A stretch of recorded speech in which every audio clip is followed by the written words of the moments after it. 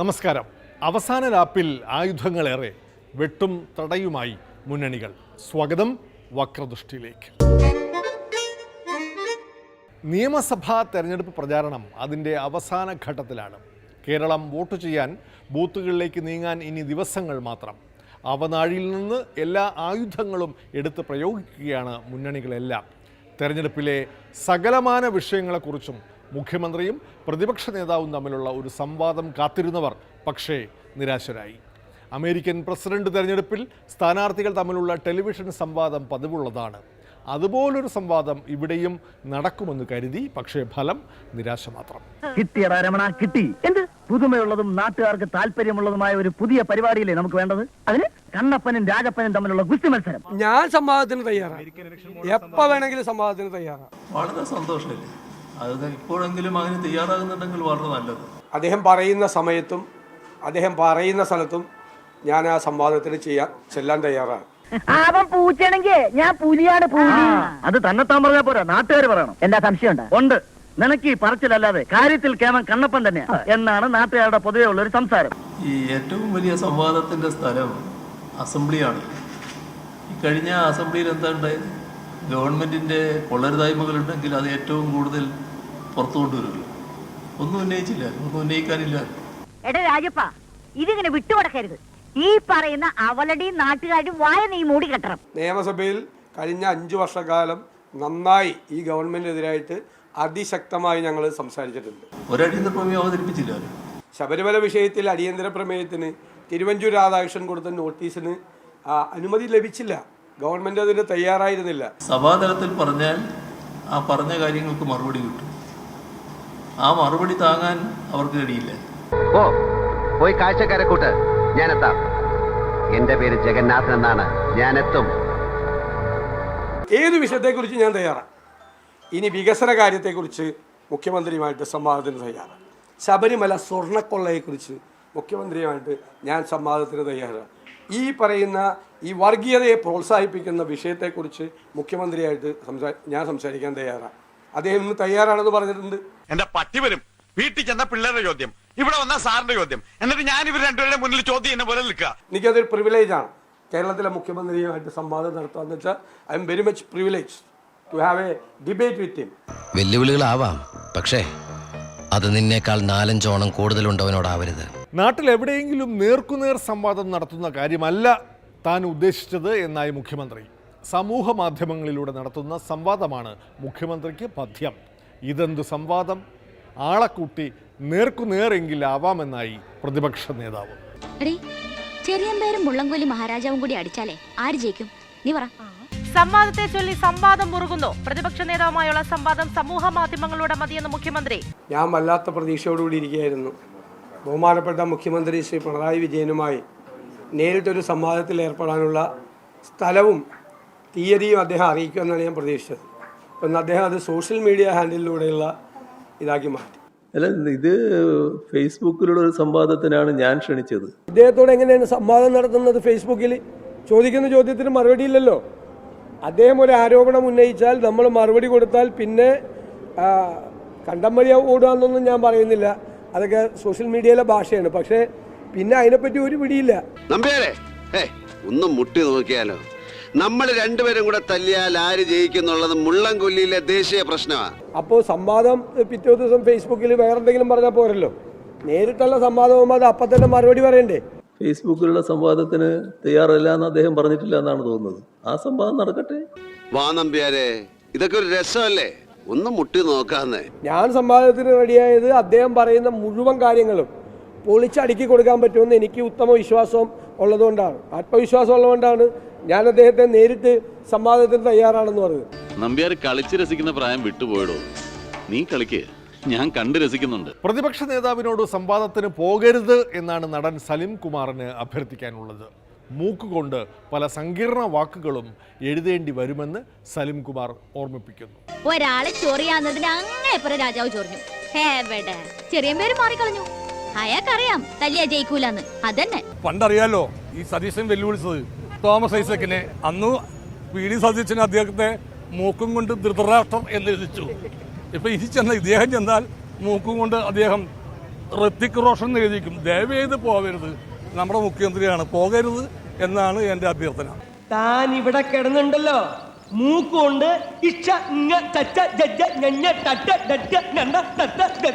വരയ്ക്കും. അത് കാണാൻ ഞാൻ എൻ്റെ സ്വന്തം കാറിൽ വരും. പക്ഷെ സംവാദം ഇല്ലെന്നും പറയാനാവില്ല. തെരഞ്ഞെടുപ്പ് പൊതുയോഗങ്ങളിലും ദൈനംദിന വാർത്താ സമ്മേളനങ്ങളിലും പോര് തുടരുന്നുണ്ട്. മുഖ്യമന്ത്രി തന്നെയാണ് LDF പ്രചാരണത്തിൻ്റെ തേരാളി. ഓരോ മണ്ഡലത്തിലും പൊതുവിഷയങ്ങൾക്കൊപ്പം അതാതു മണ്ഡല വിഷയങ്ങളും ചേരും. അമ്പലപ്പുഴയിൽ എത്തുമ്പോൾ അവസരവാദത്തെക്കുറിച്ച് മുഖ്യമന്ത്രി പറയുന്നത് പഴയ സഹപ്രവർത്തകനെ ഓർത്തുകൂടിയാണ്. LDFനെ പരാജയപ്പെടുത്താൻ കണ്ടെത്തിയ മാർഗം UDFന്റെ പൂർണ്ണ പിന്തുണ, പിന്നെ BJPയിൽ നിന്ന് നിശ്ചിത 1000 വോട്ട്, അതുകൂടി ചേർന്നാൽ LDFനെ പരാജയപ്പെടുത്താം.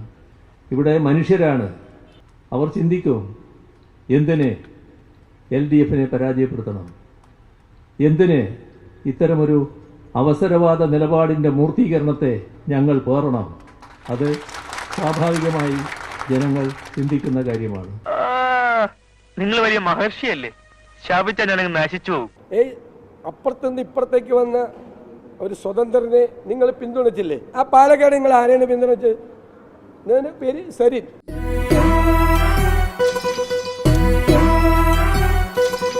കോൺഗ്രസിന്റെ ഗതികേട് എവിടെ എത്തിക്കുന്നു? അവർക്കും എങ്ങനെയെങ്കിലും ഒരു സീറ്റ് നേടണം, LDFനെ പരാജയപ്പെടുത്തണം. ഞങ്ങൾക്ക് ഉറച്ച ആത്മവിശ്വാസമുണ്ട്, അത് ഈ ജനങ്ങളിലുള്ള വിശ്വാസമാണ്. അതായത് CPM വിട്ടുവന്നവർ നമ്മൾ പിന്തുണ കൊടുക്കാൻ പാടില്ല. കോൺഗ്രസോ മുസ്ലിം ലീഗോ വിട്ടുവന്നവർക്ക് CPMന് പിന്തുണ കൊടുക്കാം. എന്തൊരു ഇരട്ടത്താപ്പാണ് ഈ മുഖ്യമന്ത്രിക്ക്. മനസ്സിലാക്കി കളഞ്ഞല്ല. വർഗീയതയെക്കുറിച്ചുള്ള തല്ലിന് മുഖ്യനൊപ്പം പാർട്ടി സെക്രട്ടറി MV ഗോവിന്ദനും ചേരുന്നു. ജമാഅത്തെ ഇസ്ലാമിയുടെ UDF പിന്തുണ ചൂണ്ടിക്കാട്ടിയാൽ അവിടെ നിന്ന് SDPI പിന്തുണ ചൂണ്ടിക്കാട്ടിയാവും മറുപടി. വിടില്ല ഞാൻ, പറയണ്ട വിടില്ല ഞാൻ. ആ ജമാഅത്തെ ഇസ്ലാമി കേരളത്തിൽ UDFനെ ഏകപക്ഷീയമായിട്ട് പിന്തുണക്കുന്നു എന്ന് പറഞ്ഞപ്പോൾ ആരെങ്കിലും കോൺഗ്രസ്സുകാർ പറഞ്ഞോ ഞങ്ങളുടെ വോട്ട് വേണ്ടെന്ന്? ഞങ്ങളുടെ കൂടെ വർഗീയ പാർട്ടികളുണ്ടെന്ന് RJPക്കാർ ആരോപിക്കുന്നുണ്ട്. അത് തെറ്റാണ് സുഹൃത്തുക്കളെ. ജമാഅത്തെ ഇസ്ലാമിന്റെ വോട്ട് ഞങ്ങൾക്ക് വേണ്ട എന്ന് UDF പറയണം. അതൊക്കെ പള്ളിയിൽ ചെന്ന് പറഞ്ഞാൽ മതി. ഇപ്പൊ വെൽഫെയർ പാർട്ടി നമ്മളെ പിന്തുണച്ചപ്പോൾ ബഹളമുണ്ടാക്കിയ CPM ഇപ്പൊ PDPയും SCPയും പിന്തുണച്ചപ്പോ എന്താ പറയുന്നത്? ജയിക്കലാണ് പ്രധാനം, വഴി ഏതായാലും അതാണ് നമ്മുടെ നാട്ടിലെ ഒരു രീതി. അപ്പൊ അവരെ പിന്തുണച്ചാൽ മതേതരവാദികൾ അല്ലെ, ഞങ്ങളെ പിന്തുണച്ചാൽ വർഗീയവാദികൾ. ഇത് കയ്യിൽ വെച്ചാൽ മതി. SDPI ആരെയാണ് പിന്തുണക്കുക എന്ന് ഇതുവരെ പറഞ്ഞിട്ടില്ല. പിന്നെ നിങ്ങൾ മാനസിക കണക്ക് കൂട്ടിയിട്ട് അവർ പ്രഖ്യാപിക്കുന്നതിനെ പറ്റി പ്രഖ്യാപിക്കുന്നതിന് മുമ്പ് ഇപ്പം എന്നോട് ചോദിച്ചുകൊണ്ടിരിക്കുകയാണ്.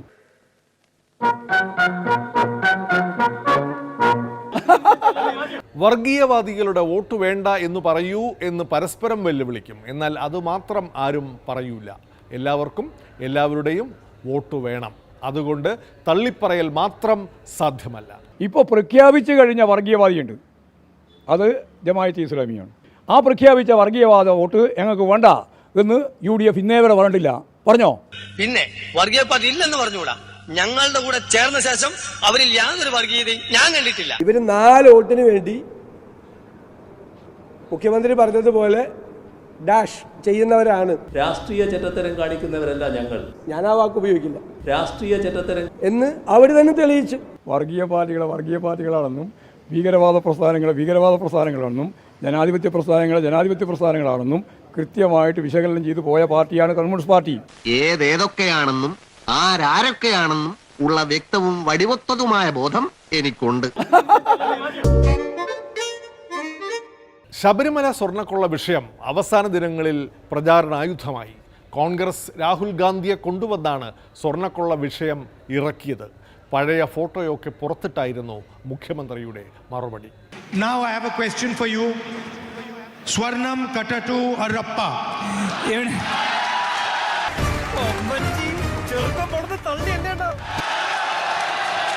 Swarnam Katatu Arappa. അത് വീട്ടിൽ പോയി ചോദിച്ചാൽ മതി. എന്താ പറഞ്ഞത്? എന്തുണ്ടാക്കുന്ന ഇയാളെ? വേണ്ടടാ, വെറുതെ തല്ലുകൊള്ളണ്ട. രാഹുൽ ഗാന്ധിക്ക് കൃത്യമായി മറുപടി ആള് പറഞ്ഞല്ലോ. Swarnam Katatu Arappa. അത് വീട്ടിൽ പോയി ചോദിച്ചാൽ മതി. From this line you can understand the truth of the election in Kerala. On the LDF side, they literally stole the gold from Ayyappa's temple and replaced it with brass. എങ്ങനെയാണ് ഈ കട്ടവരൊക്കെ സ്വന്തം വീട്ടിലെത്താനിടയായതെന്ന് ആലോചിച്ചാൽ അതിനുള്ള മറുപടിയായല്ലോ. 3 CPM നേതാക്കന്മാർ ജയിലിൽ കിടന്നു. അയ്യപ്പൻ്റെ സ്വർണം കവർന്നു, ദ്വാരപാലക ശില്പം കൊണ്ടുപോയിട്ട് ഒരു കോടീശ്വരന് വിറ്റു, എന്നിട്ട് ചെമ്പിൽ അതിൻ്റെ ഫേക്ക് മോൾഡ് ഉണ്ടാക്കി കൊണ്ടുവന്ന് വെച്ചു. അവർക്കെതിരെ ഒരു നടപടി എടുക്കാൻ ധൈര്യമില്ലാത്ത മുഖ്യമന്ത്രിയാണ് ഇദ്ദേഹം. അത് ഞാൻ തന്നെ പിന്നെ കൂടുതൽ പറയേണ്ടതില്ല.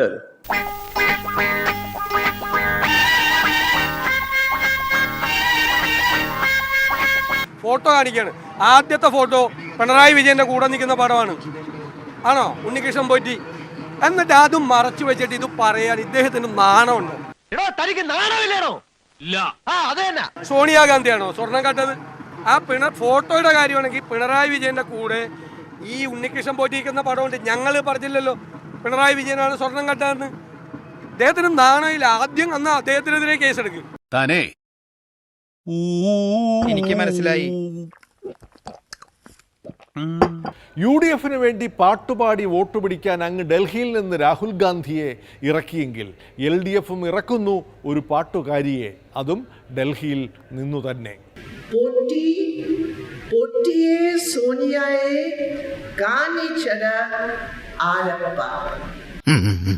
എന്താ ഷൈട്ട് പറഞ്ഞ ഒന്നും മനസ്സിലായില്ല, പക്ഷെ കാണിക്കണ്ട.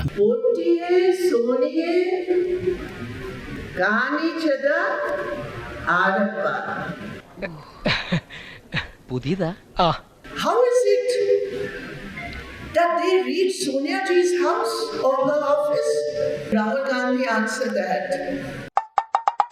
It is not the LDF, it is the UDF which has to answer how such criminals were taken to the office of the Congress Parliamentary Party. മതി ഇത്രയും മതി, മിടുക്കി തകർത്ത് കളഞ്ഞു. നടൻ സലിം കുമാറാണ് UDFിൻ്റെ താരപ്രചാരകൻ. കഴിഞ്ഞ തെരഞ്ഞെടുപ്പുകളിലും സലിം കുമാർ ഇറങ്ങിയിരുന്നു. LDFിൻ്റെ അവകാശവാദങ്ങളെ കോമഡിയിലൂടെ നേരിടാൻ സലിം കുമാറാണ് കോൺഗ്രസിൻ്റെ തുറുപ്പുചീട്ട്. കഥകൾ പറഞ്ഞിട്ട് ഞാൻ പോയിക്കോളാം. 2-3 കഥകൾ പറഞ്ഞിട്ട് കഥ ഞാൻ പറഞ്ഞു തരാം. ഞാൻ ഒരു 5-6 മാസം മുമ്പ് ഒരു മുഖ്യമന്ത്രിയുടെ വാർത്താ സമ്മേളനം കണ്ടു. അപ്പൊ അതിൽ പറയുന്നത് അദ്ദേഹത്തിന്റെ ബന്ധുവാണോ സുഹൃത്താണോ ഞാൻ മറന്നുപോയി. സുഹൃത്തിന്റെ മകൻ അമേരിക്കയിൽ നിന്ന് വന്നു. അമേരിക്കയിൽ നിന്ന് വന്നിട്ട് പറഞ്ഞു, കേരളം കണ്ടപ്പോ ആ പയ്യൻ പറഞ്ഞു, കേരളം ഇത് എന്തൊരു മാറ്റമാണ്, അമേരിക്ക പോലും തോറ്റുപോകുമെന്ന് പറഞ്ഞു. അപ്പൊ എനിക്ക് സംശയമായി, ഈ പയ്യൻ ആരായിരിക്കും, എവിടെ ഉണ്ടാവും ഇപ്പൊ പയ്യൻ? അങ്ങനെ ഞാൻ ഈ പയ്യനെ അന്വേഷിച്ചിരുന്നു. എനിക്ക് പയ്യനെ കാണാൻ പറ്റി. നമ്മുടെ കുളമ്പാറുള്ള മാനസിക ആശുപത്രിയിലായിരുന്നു. കാരണം ഞാൻ അച്ഛനോട് ചോദിച്ചു, എന്താ ഇവിടെ കൊണ്ടൊക്കെ? അല്ല സലീമിന് അറിയാലോ, 2-3 പ്രാവശ്യം സലീം അമേരിക്കയിൽ വന്നതല്ലേ. അപ്പോ ഈ കേരളം കണ്ടിട്ട് അമേരിക്ക എന്ന് പറയാൻ അപ്പൊ തന്നെ അവന് കുഴപ്പമുണ്ടെന്ന് മനസ്സിലായി. പിടിക്കവനെ എന്നെ ഇന്ന് തിങ്കളാഴ്ച വെള്ളിയാഴ്ച ആവട്ടെ.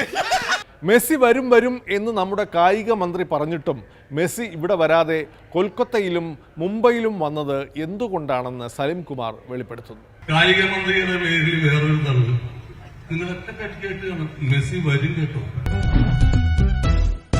മെസ്സി ഇവിടെ വരും, കലൂർ സ്റ്റേഡിയത്തിൽ വരും. കലൂർ സ്റ്റേഡിയത്തിൽ വന്നിട്ട് കൈരൾ TV കോമഡി ഷോ അവതരിപ്പിക്കും. ഏത് മെസ്സി? ഈ ഫുട്ബോളൊക്കെ കളിക്കുന്ന മെസ്സി. അങ്ങനെ പല ഇതുണ്ടായിരുന്നു. അവിടെ പണിയുന്നു, ഇവിടെ പണിയുന്നു. അപ്പോ മെസ്സി ഇവിടെ ഇന്ത്യയിൽ വരികയും ചെയ്തു. ആന്ധ്രാപ്രദേശിൽ വന്നു, ബോംബെയിൽ വന്ന്, ഡൽഹി വന്നു. അപ്പൊ ഞാൻ മെസ്സിനോട് ചോദിച്ചു, കാരണം താൻ ബോംബെയിൽ വന്നു, ഹൈദരാബാദിൽ വന്നു, ഡൽഹിയിൽ വന്നു, ഞങ്ങളുടെ കേരളത്തിൽ വരാൻ എന്താണ്? അപ്പൊ അദ്ദേഹം എന്നോട് പറഞ്ഞു, ചേട്ടാ വേറൊന്നും വിചാരിക്കരുത്, കേരളീയരുടെ ഒരു ദേഷ്യമില്ല. എനിക്ക് 8 ബാലൻഡർ പുരസ്കാരമുണ്ട്. ബാലൻഡർ പുരസ്കാരം അറിയാലോ, ലോകത്തിലെ ഏറ്റവും മികച്ച ഫുട്ബോളർക്ക് കൊടുക്കുന്ന പുരസ്കാരമാണ്. അത് 8 സ്വർണ്ണ പന്തുകളാണ്. അയ്യപ്പ സ്വാമിയുടെ സ്വർണം കട്ട എന്റെ ബാലങ്കർ പുരസ്കാരം വെറുതെ വെക്കൊന്ന് ചേർന്ന് തോന്നുന്നുണ്ട. അങ്ങനെയൊക്കെ ചെയ്യാൻ ചേട്ടാ മറ്റാരുണ്ട് അല്ലാതെ.